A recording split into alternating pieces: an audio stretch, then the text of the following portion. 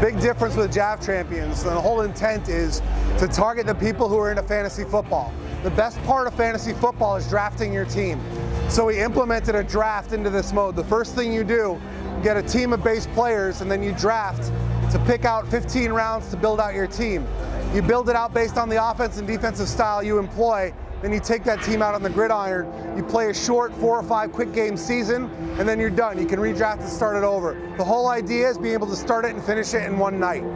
It's actually more like Hearthstone, where you get 3 cards per round, and you have to make very careful decisions about how you want to build out your team.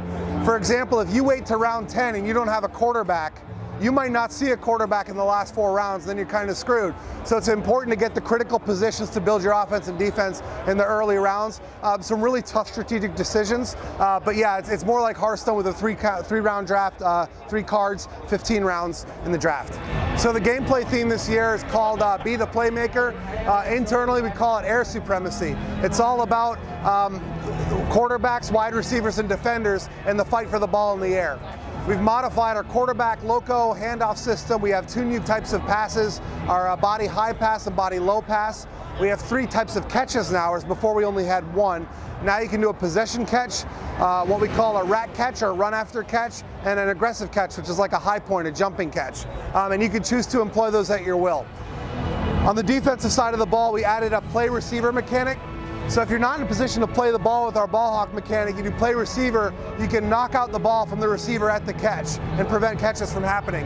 And then finally, we added dynamic organic gang tackles on defense this year, which look phenomenal. So for us, penalties is something we wanted to get to, but it was not really near the top of our priority list. But the community kind of told us, like, this is really important for authenticity. It's crazy that we don't have penalties in the game. So based on the community feedback and our whole like EA attitude of player first, we reprioritized our backlog to make sure that the community was getting what they want. So we did a full pass on penalties this year.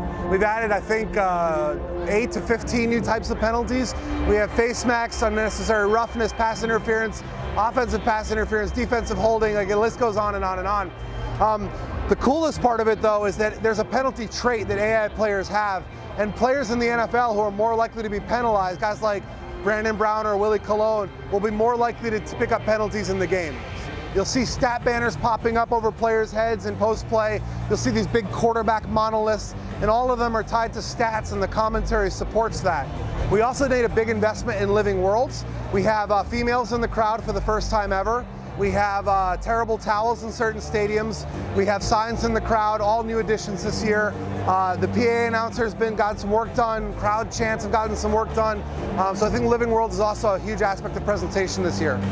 So online, MUT this year got a lot of focus. The main thing we wanted to do this year is listen to what our fans were saying, and basically what we worked on was the list of prioritized things that they wanted, and that's what we did. CFM got a big overhaul as well with a new goal system.